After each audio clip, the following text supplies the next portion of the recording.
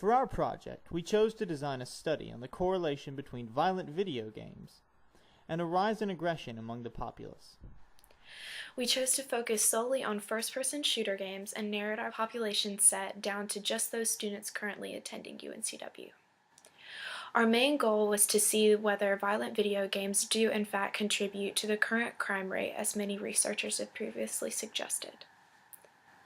We will focus our sample of participants to college students of all genders, races, and backgrounds from the ages of 18 to 28.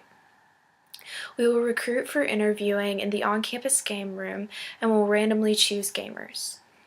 We will make sure that the sample is completely random by asking everyone if they would like to participate in the study without discrimination. In order to find out if first-person shooter games do in fact contribute to more violent attitudes in their players, we plan to determine how often each participant plays video games per week and for how long. Each participant will also be asked if they noticed any changes in their behavior after beginning to play video games. We will get our information from participants by asking them to fill out a short, anonymous questionnaire about themselves and their behaviors. Now we're going to touch on the risk and benefits portion of our project. The risk of this study is the discomfort of the participants they may feel when asked about certain things, such as like history with the law, things of that nature. People may feel that they can't really talk freely about this project, but since we're doing it on paper, I think our problem will be eliminated, as it'll be anonymous and they won't have to talk about it in person. We're going to benefit from this study by finding if violent video games actually do or do not correlate with the rise in adolescent and young adult aggression.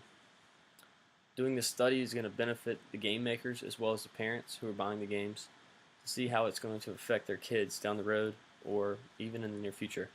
So we're going to see if these games actually come out in real life situations. For the oral consent process portion of our project, we're going to be giving out some information on how our project is actually broken down and the steps that we're going to take to get these surveys done. We're students at UNCW conducting research for anthropology class on the psychological effects on violent video games. They agree to participate in the study. They'll be asked to fill out a short questionnaire.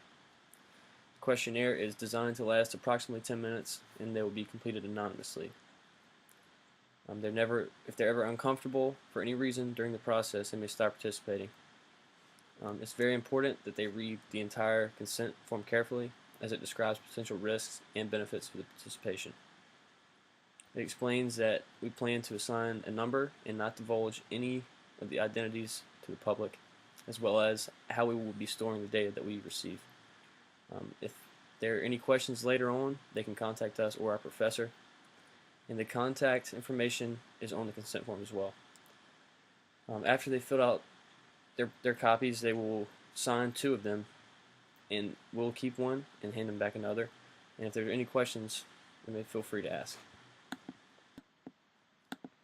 As far as confidentiality goes, we will be keeping all questionnaires and videotape recordings until after the presentation is completed.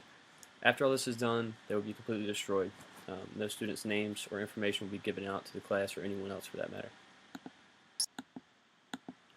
Thank you to everyone for participating in our research on violence in video games. The questionnaire was given to college students between the ages of 18 and 28. The goal of these questions was to gather information on whether students are negatively affected by violent video games, and to see if these games actually cause a rise in violent behavior in real life. Research has found that violent video games can cause slightly more aggressive behavior when they are played on a consistent basis. Your participation in this study is very important because it will help researchers better see if this is really true or not. Our final results will be available soon from the investigators Jennifer Trueluck, Alberto Martinez, Savannah Lucas, Thomas Strother, and Tyler Weeks. Thank you again for your time.